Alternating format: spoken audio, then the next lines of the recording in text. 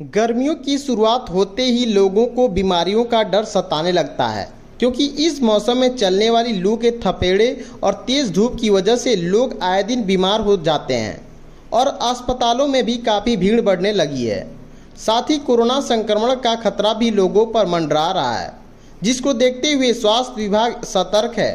लेकिन इसी के साथ ही पिछली बार गर्मियों के मौसम में ही गोरखपुर शहर में चमकी बुखार का संक्रमण देखने को मिला था।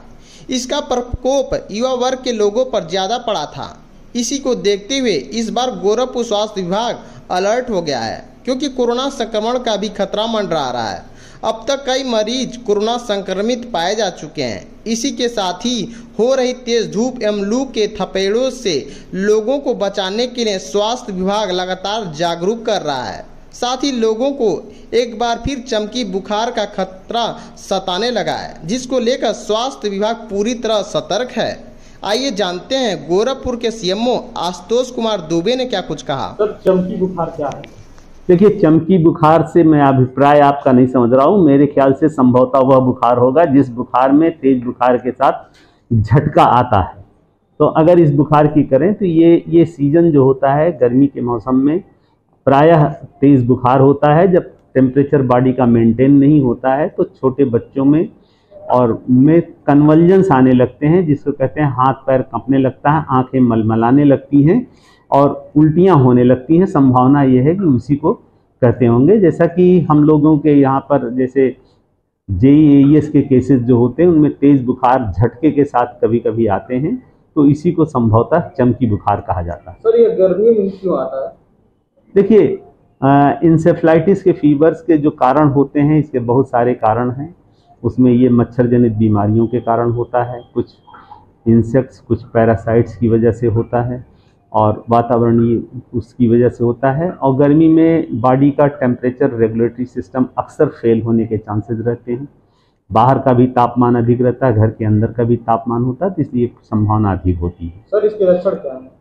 देखिए, इसमें सबसे पहले तो तेज़ बुखार आता है, सर में दर्द होता है। बुखार अमूमन दवाओं से जल्दी उतरता नहीं है और मरीज को झटके आने लगते हैं।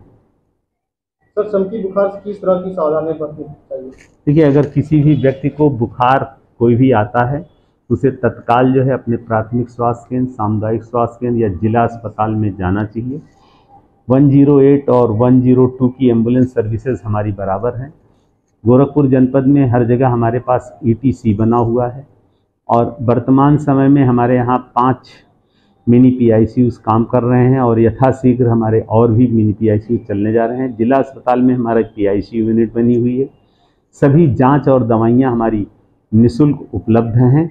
मैं आपके चैनल के माध्यम से सम्मानित गोरखपुर की जनता को अवगत कराना चाहूँगा कि झोला छाप या नीम हकीमों से उपचार के बीच में न पड़ें। तत्काल यथासंभव जैसे ही हो आप 108, 102 का प्रयोग करके सामुदायिक स्वास्थ्य केंद्र, प्राथमिक स्वास्थ्य केंद्र या जिला अस्पताल या BRD मेडिकल कॉलेज पहुँचें।